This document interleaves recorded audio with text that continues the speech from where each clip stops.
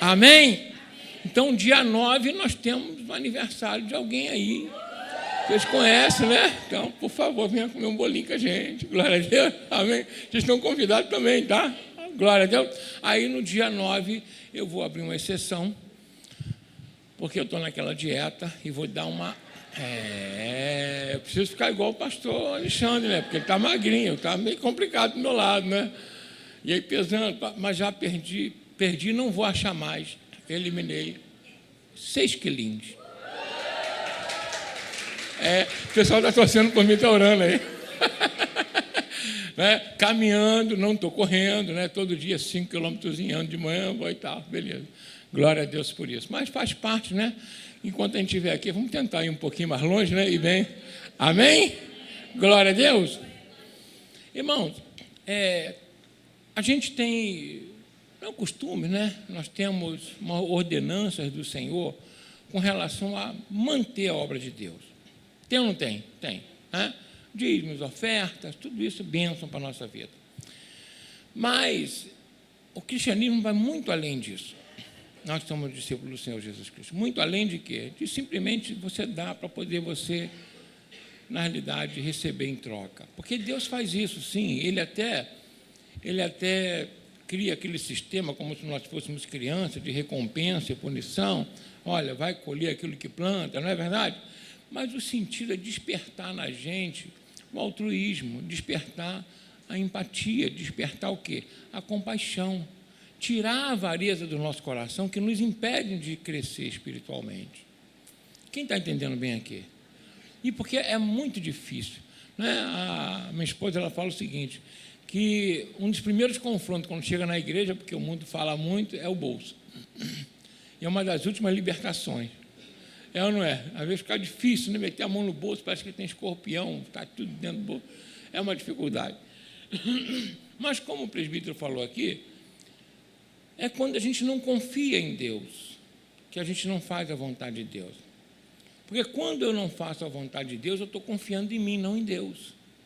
Mas não estou falando só de dízimo e oferta, não, em tudo na nossa vida. Então, quando eu sou seletivo naquilo em que acredito na Bíblia, eu não acredito na Bíblia, eu estou acreditando em mim. Na minha capacidade de entendimento, que na realidade é falha demais, não é verdade? Porque todo instante a gente muda de opinião, de acordo com as circunstâncias, mas a palavra de Deus ela é eterna, né? É perene, ela não muda. E algumas coisas nós precisamos desmistificar. Por exemplo, algumas pessoas elas se acham melhores porque têm melhores condições, ocupam melhores posições. Mas Deus olha todo mundo como? Da mesma forma. E o pastor Alexandre falou aqui algo maravilhoso. Paulo fala do corpo com relação à igreja. Mas Deus, quando ele olha lá de cima, tá? Que ele colocou a administração da terra na mão do ser humano, ele queria que toda a terra também agisse da mesma forma. Ele queria que cada lugar que você fosse bem tratado. Deu para entender bem? Quando você fosse na escola, no posto de saúde, numa empresa, que todos estivessem, sabe, fazendo o seu serviço por amor e entendendo que servem ao próximo. Que não trabalhassem pelo dinheiro, não trabalhassem pela posição, mas trabalhassem para servir ao outro. Se o mundo fizesse isso, ia ter fome? Não. Ia ter pessoas morrendo aí por falta de atendimento médico? Não. É ou não é verdade? Porque o Senhor faria isso. Aí, às vezes, nós somos seletivos até para ajudar.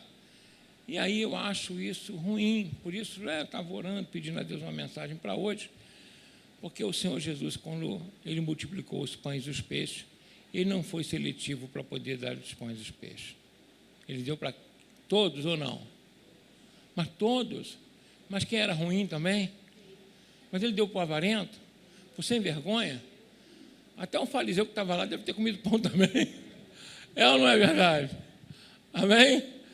Então, nós também não podemos ser seletivos. Sabe por quê? Porque Deus não é com a gente. Amém? Então, abra a palavra de Deus. Mateus, Evangelho segundo São Mateus, capítulo 5, versículo 42. Mateus 5, 4, 2, que diz assim: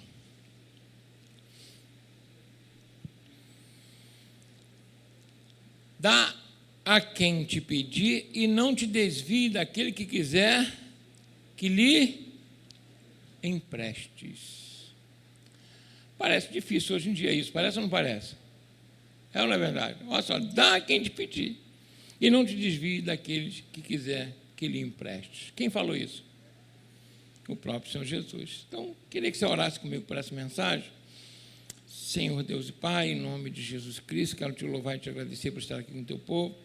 E agora te pedir mais uma vez, nessa noite, que o Senhor venha nos usar como canal totalmente desobstruído, falando aos nossos corações, que nós necessitamos ouvir, para que possamos glorificar e honrar o teu nome com as nossas atitudes, pensamentos, sentimentos. Sim, sermos abençoados e instrumentos de bênção para a vida um dos outros, em nome de Jesus. Amém? Irmão, olha só, dá quem te pede. Como é que funciona isso?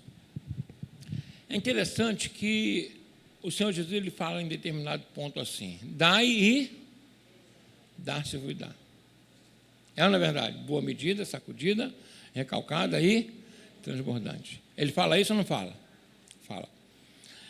Quando a gente vai lá para Deuteronômio, Levítico 15, né? Deuteronômio também está cheio, e fala o seguinte: olha, quando o pobre, o necessitado bater na tua porta, o órfão, a viúva, não te escondas dele. Fala ou não fala isso? Dá aquilo que lhe basta, aquilo que ele precisa, aquilo que é necessário para a sobrevivência dele. E Deus ainda fala assim: porque se ele clamar a mim e você não der, eu vou visitar vocês.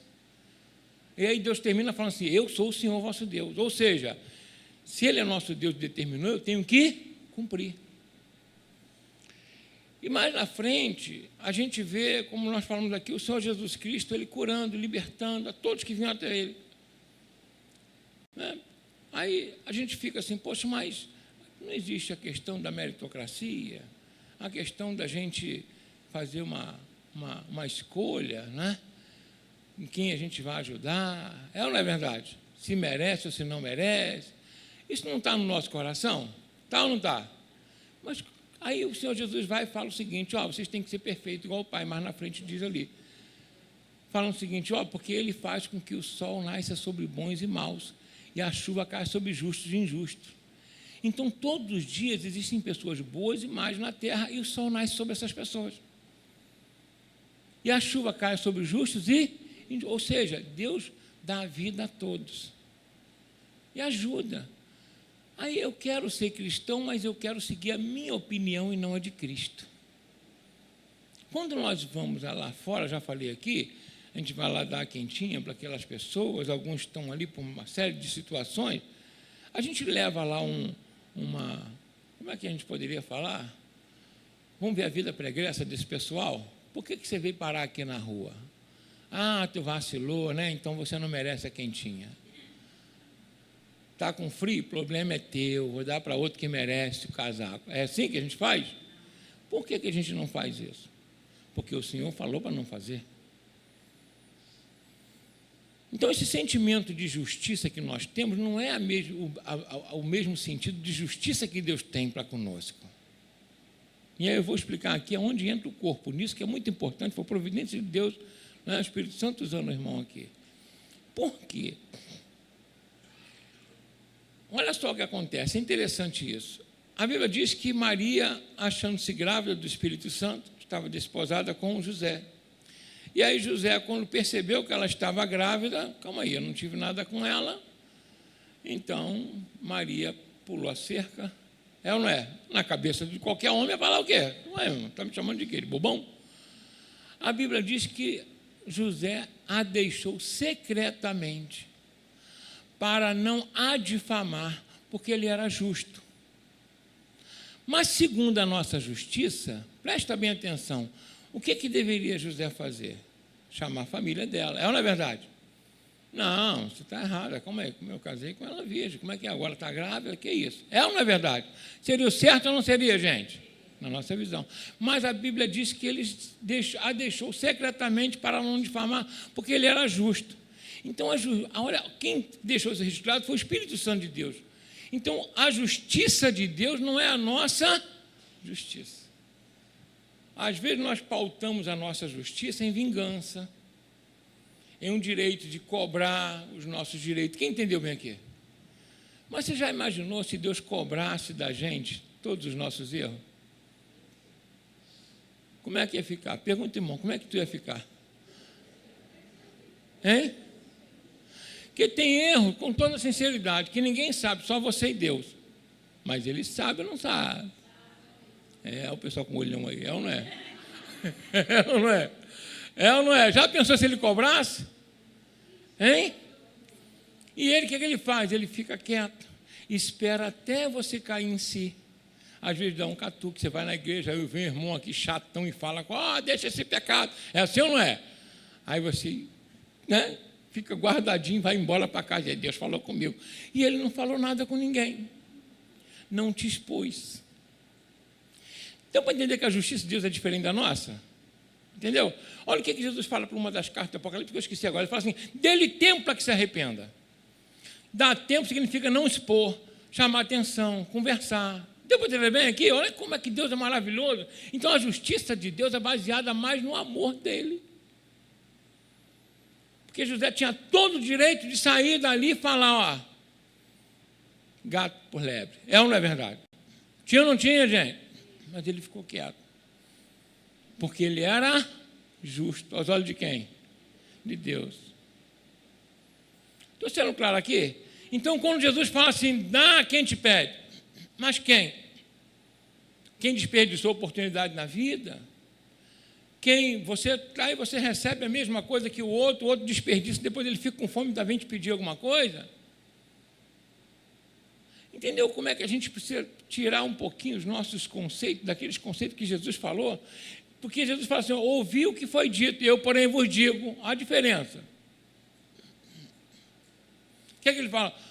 Os antigos diziam, olho por olho, dente por dente. O que é que Jesus fala? Eu, porém, vos digo, amai os vossos inimigos e orai pelos que vos perseguem. Então, estou sendo claro aqui, gente? Amém? Eu tenho que seguir Jesus, eu não tenho que seguir minha opinião, nem meus conceitos, nem o do mundo. É o que Jesus está falando. E aí um homem, há muitos anos atrás, quase 1000 anos antes de Cristo, chamado Davi. Quem já ouviu falar no rei Davi aí, né?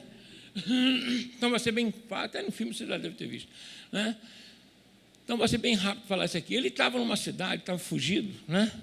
Já fugido de Saul, aos arredores. Aí quem estava com ele? Os endividados, apertados, aquela galera toda, né? E aí, e ele fugindo para lá e para cá, com dificuldade, ele vai parar numa cidade chamada Ziclag. Essa cidade, está lá em 1 Samuel 30, Ziclag. E chegando nessa cidade, a esposa dele fica lá, eram 600 homens que estavam com ele. Ficam lá, 600 homens. E aí eles saem para poder, os arredores, que ele mesmo fugido, ele ainda dava segurança aos arredores de Israel. Né? Ele amava Israel. E ele estava sendo perseguido injustamente. A gente sabe que Saul estava louco, estava ciumento, aquela coisa toda. E aí, certa vez, quando ele sai com os homens, que ele volta, os amalequitas dão contra Ziclag, incendeiam a cidade, levam todos os bens, ainda levam o povo como escravo, inclusive as famílias deles. Eles choram a noite toda até não ter mais força. Por quê? Meu Deus, a gente defendendo o povo. E acontece um negócio desse. Quem está entendendo bem aqui? Fala com o irmão que está falando, às vezes você fazendo o que é certo. Deus permite que coisas ruins aconteçam para trazer coisas muito melhores para a tua vida. Quem crê nisso aí? Amém? É isso que acontece. E aí, o povo pega em pedra para atacar nele. E às vezes, quem pega em pedra para te atacar são pessoas bem próximas, às vezes até que você ajudou. Ele ajudava Ziclag. E isso acontece, gente. Estou sendo claro aqui, o próprio Senhor Jesus, ele na terra dele, pegaram em pedra para atacar nele. E ele não fez nem muitos milagres lá. É ou não é verdade? Ele falou, o profeta não tinha honra na sua própria casa. E aí, o que ele faz? Ele chama um sacerdote, ele faz a leitura, pergunta ao Senhor se eu devo ir atrás desse pessoal, se eu não devo. Deixa eu falar uma coisa para você muito importante aqui, para a nossa vida, para a minha vida e para a sua, como servo de Deus Altíssimo. Toda a nossa vida tem que ser dirigida por quem? Por Deus. Mas, às vezes, a gente toma atitude sem consultar Deus. Você vê bem, Davi havia perdido a família, a liderança dele estava em risco. Quem entendeu bem aqui? Levaram todos os bens. É natural ele se levantar com os homens e ir atrás para correr o prejuízo dele. Quem entendeu bem aqui? Mas ele fez isso? Não. Eu quero que você entenda uma coisa, mesmo você tendo direito, pergunta a Deus se você tem que agir. Porque quem é o justo juiz? Quem é o justo juiz é? Quem? É Deus.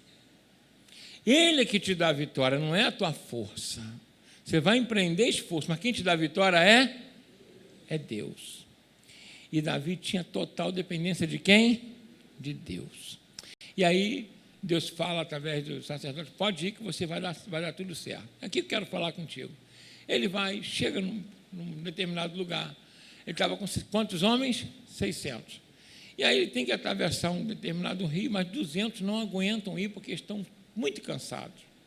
E aí ele atravessa com 400. Quando ele atravessa com os 400, ele consegue, na luta, recuperar tudo, né?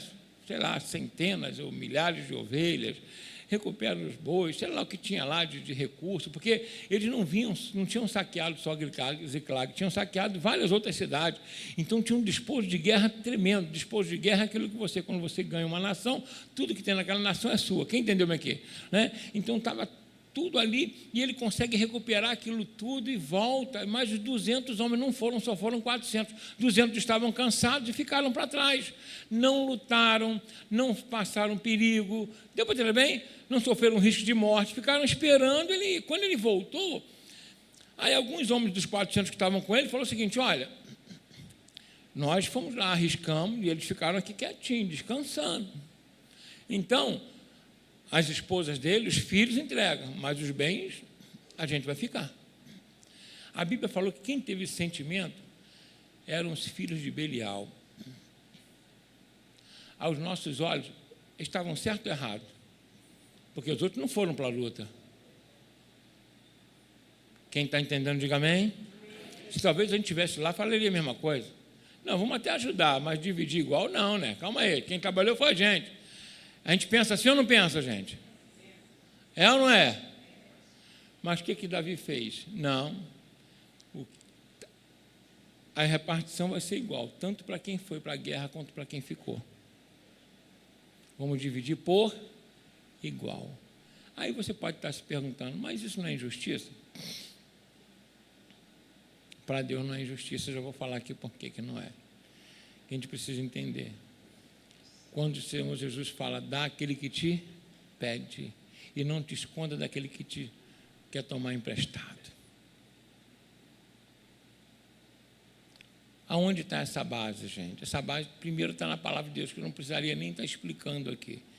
Mas, como foi falado do corpo, é muito importante a gente voltar a essa parte. O corpo não é só o corpo de Cristo. Para Deus, toda a humanidade, ela tem uma engrenagem. E aquele que assenta o tijolinho dali, não é inferior para Deus do camarada que desenha, que é o arquiteto.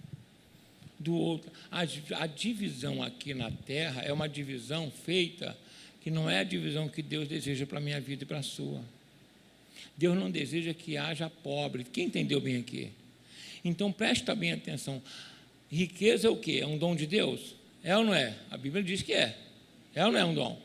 Tem gente que olha o camarada assim, burro para caramba, cheio de dinheiro. Quem já viu isso aqui? É verdade. Pronto, estou sendo sincero. Aí fala, como é que esse cara ganha tanto dinheiro assim, sendo burro desse jeito? Mas ele tem um dom para aquilo. Deus deu para ele.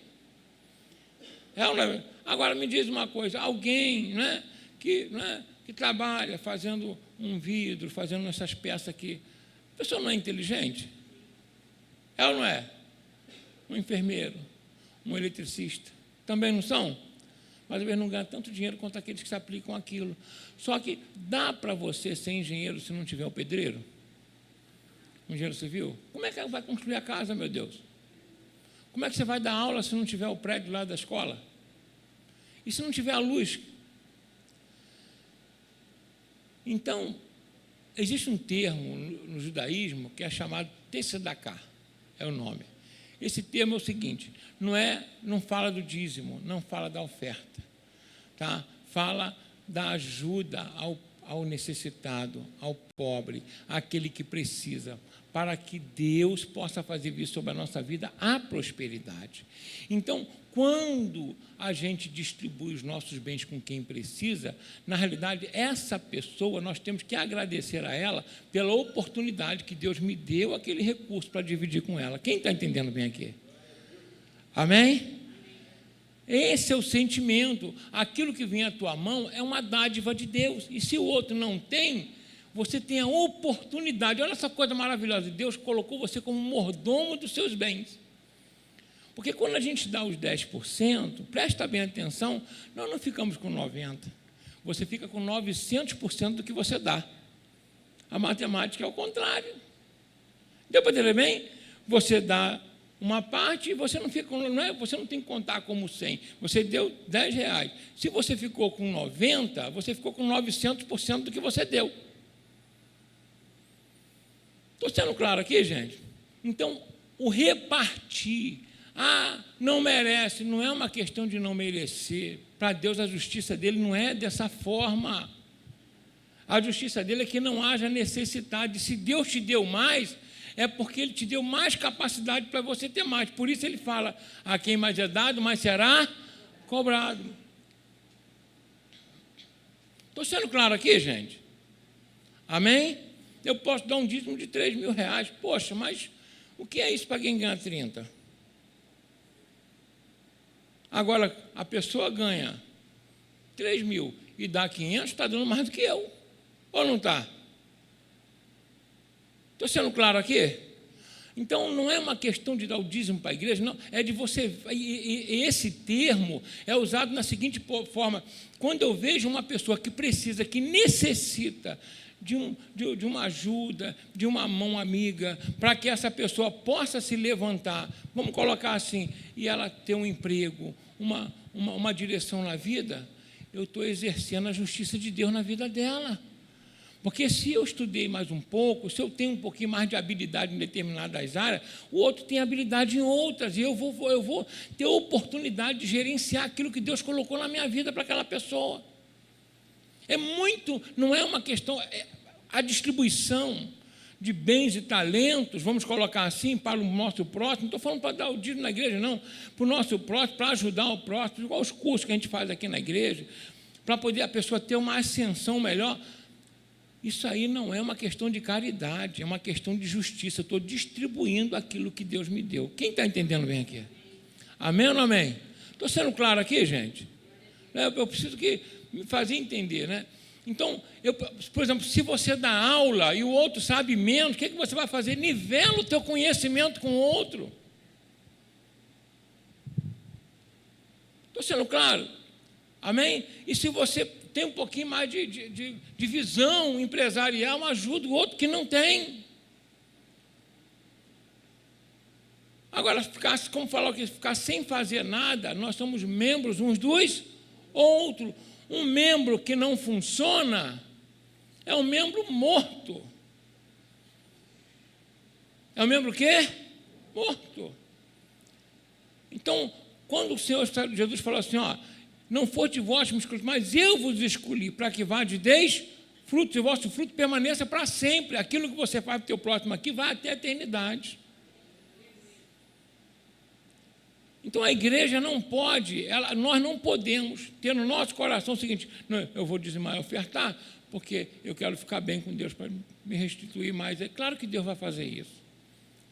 Não estou dizendo que Deus não vai, tanto que Ele fala, faça a prova de mim. Mas é para a gente ir além disso.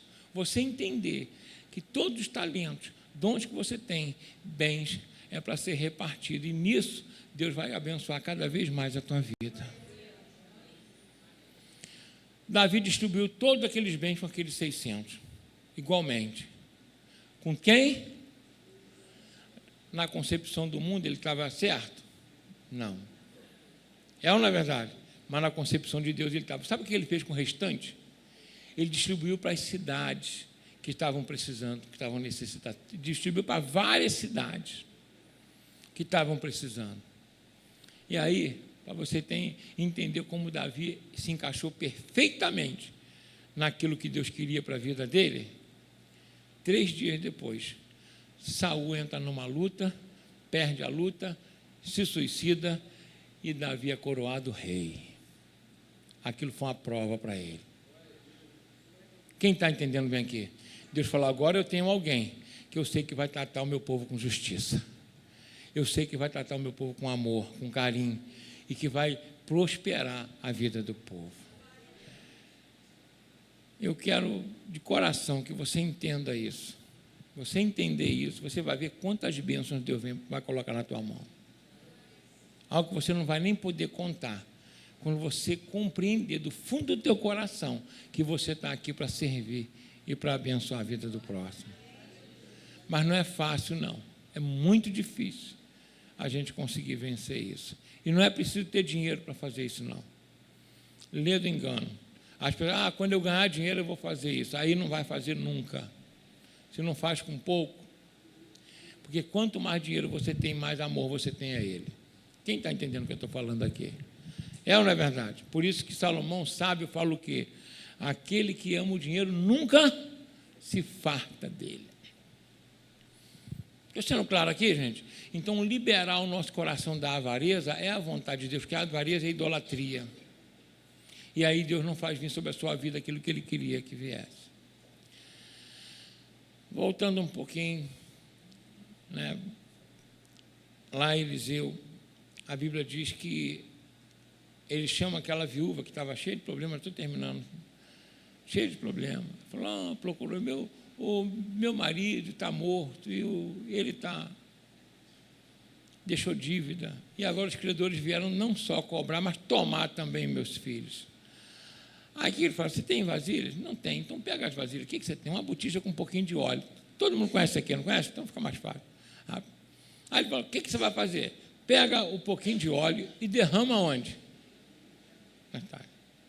Quem entendeu bem aqui? Derrama onde? Aí ela foi fazendo o quê? Derramando. E as talhas iam fazendo o quê? Mas é interessante que ela derramava e enchia de novo a vasilha dela. Não é verdade? Derramava e enchia de novo. Quantas talhas ela tivesse, o que ia acontecer?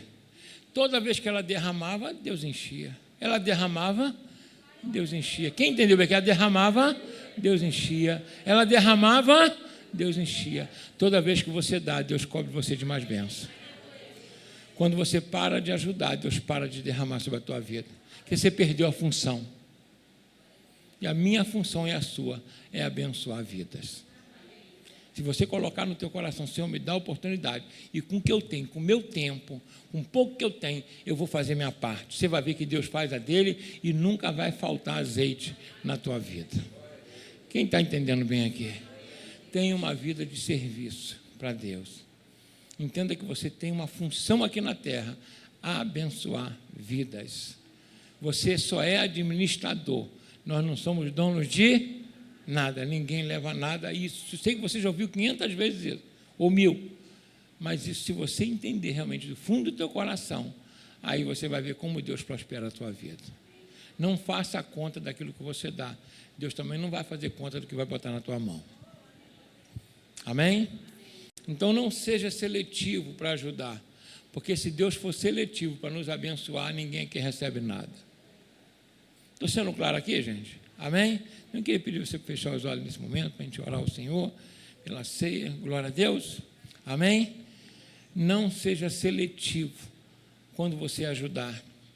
Não pergunta, ajuda. Deixa que Deus vai colocar na tua mão. E aí você vai ver como você vai prosperar de maneira rica e poderosa. Pai, em nome de Jesus, diante da tua presença, Senhor, nós queremos apresentar aqui essa mensagem que foi ministrada e nos dar a capacidade para sermos teus instrumentos de bênção na vida dos outros, Pai. Sermos instrumentos para levar alimento, o amor, o teu carinho, sua salvação, Senhor. Para quem precisa, em todas as necessidades, nós precisamos ser usados por Ti. Que nós possamos entender que somos apenas administradores do que é Teu. Por isso, abençoa, Senhor, em nome de Jesus. E o Senhor Jesus, na noite que foi traído, como Paulo ensinou, tomou o pão, partiu e disse, esse é o meu corpo que é partido por vós. Tomai e comei. E da mesma forma, vamos ficar de pé, né? E da mesma forma, tomou o cálice e disse, esse é o novo testamento no meu sangue, o cálice da nova aliança. Então, o exame, o apóstolo Paulo fala que é de cada um. Não é só aquele que comete erro, é aquele que não faz coisa boa também peca. Eu não é, pastor? Tiago fala, aquele que sabe fazer o bem e não faz, comete pecado. Então, nós estamos instruídos na palavra de Deus a ajudar, a socorrer, a abençoar. E você vai ver como você vai ser cada vez mais abundante na tua vida, em nome de Jesus.